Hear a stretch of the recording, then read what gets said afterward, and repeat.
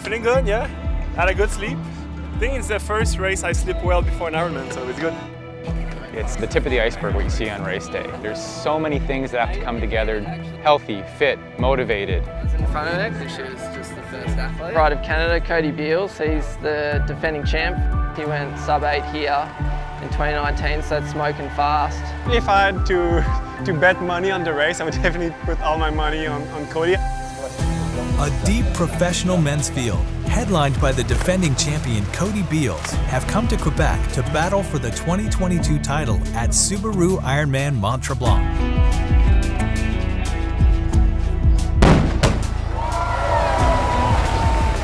A 3.8-kilometer swim in Lac Tremblant, the first discipline, with Australian Josh Amberger and Canadien Antoine Jolicouer Desroches expected to set the pace. Yeah, in the swim I was feeling really good. I saw maybe a 5-second gap on Josh Amberger, so I was happy with that. So that I had the time to put my socks on and get ready for the bike. And starting the bike, I was feeling really good. Antoine Jolicouer Desroches. In second place, just a few seconds back, Australian Josh Amberger. 3 minutes off the lead in third is American Collin Chartier, followed closely by a large chase pack that includes the defending champion, Cody Beals. Oh, I'm so relieved that I've just got out of the water with that pack. Pretty much a best case scenario in the swim. Not an accident. I've been really passionate about the swim lately. Early into the 180-kilometer bike, Josh Amberger takes over the lead. He knows he must have an advantage over the faster runners like Beals if he is to win. Quebec's Antoine Jolicouer Desroches is now second, and he is being tracked down. A chase pack that includes Ontario's Cody Beals may be closing in on second place. However, their deficit to Amberger continues to grow, now nearly 4 minutes. Also in the group, Romain Guillaume from France.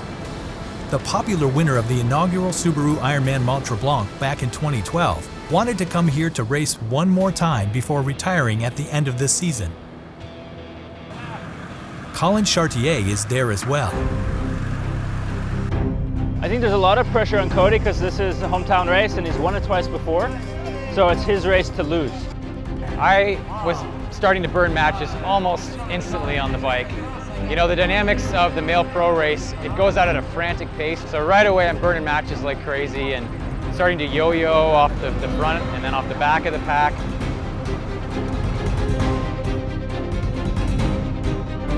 Well into the 180-kilometer bike, Jolicouer Desroches is now part of the chase pack. I think it's good, yeah. I think the vision is good, legs are good. My back hurts, but we're almost done with the flat, so it's going to be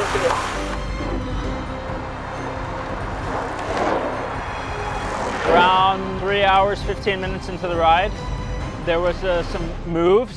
Tobias, a young Danish guy, he was up the road. It was Cody Beals to left to pull him back, but he struggled to pull him back, so I knew his legs were tired, and that's when I attacked and bridged up to Tobias, and then for the rest of the ride we worked together and tried to bring back Josh Amberger.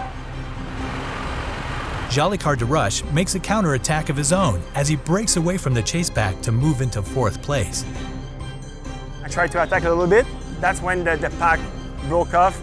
I think Cody was suffering a little bit at this point, so I think the timing was just right. And I was riding alone until I was in fourth place.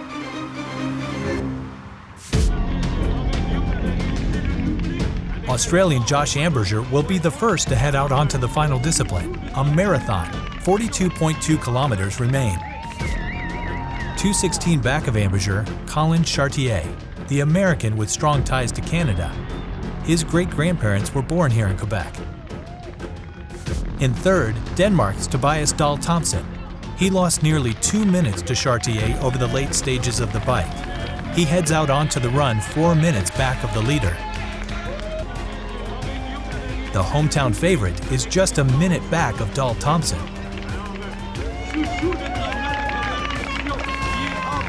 Josh Amberger continues to lead. Early into the marathon, his 2-minute advantage of Chartier is holding up. The defending champion, Cody Beals, comes into T2 in 10th, nearly 9 minutes back. I'm just really feeling dejected coming into transition, but I look at T2 as a fresh start. I like to do this visualization where I imagine ditching all the baggage, physical, psychological, all the fatigue, leaving it with my bike in transition, and exploding out into the run course, light as air. Antoine Jolicouer Desroches had a breakthrough race here in 2018 with his 4th place finish. He is now 3rd. If you're in the position of a podium and maybe in the position that you can win, you need to go for it. First half marathon, I was feeling so good. I was like, wow, never felt so good in a marathon. Still holding on to 2nd, American Collin Chartier. Not only does he have family ties to the Quebec region, his other Canadian connection, he has been training with Lionel Sanders in preparation for this race. There's been great training with Lionel, and he gave me some great advice because he's done Mont-Tremblant twice and lost to Cody. So he said to be patient. It's a long race, and a marathon's a long event.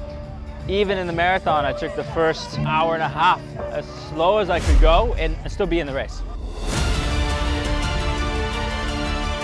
Josh Amberger went for the win. However, his advantage over Chartier is nearly gone. And the defending champion, Cody Beals, is now moving through the field. In the last quarter of an Ironman race, there's big drama, there's blow-ups, people walk. That's how I won Lake Placid, if I'm honest, a month ago. So you have to have the mindset, literally anything can happen if you hold it together. Jolicouer Desroches is still 3rd, but he is now in the sights of Cody Beals. Maybe it's possible, but then I was like, I think it was just energy. Like I tried to take in gels, but then my stomach couldn't take gels anymore. And then just you hit a wall. So that's when I went to the washroom. And then when I was in the washroom, Cody Beals passed me. And then I tried to catch back to him, but I couldn't. Up the road changes as well. After leading for most of the race, Josh Amberger is now 2nd. Leading an Ironman race, this is new territory for Collin Chartier. It was my first Ironman, my first real one. Ironman South Africa didn't count. The swim was 600 meters. Debut Ironman or not, he is now the one to beat.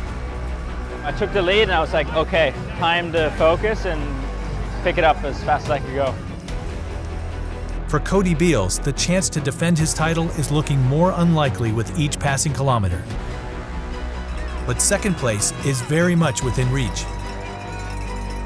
Amberger, the leader for much of the day, is now trying to hold off the Canadian.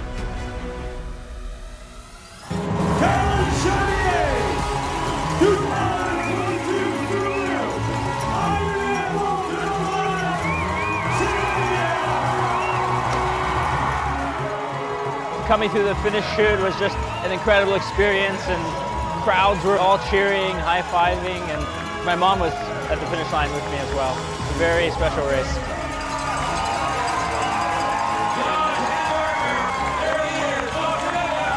Josh Amberger with an incredible day as he holds on to take 2nd place here at Subaru IRONMAN Mont-Tremblant.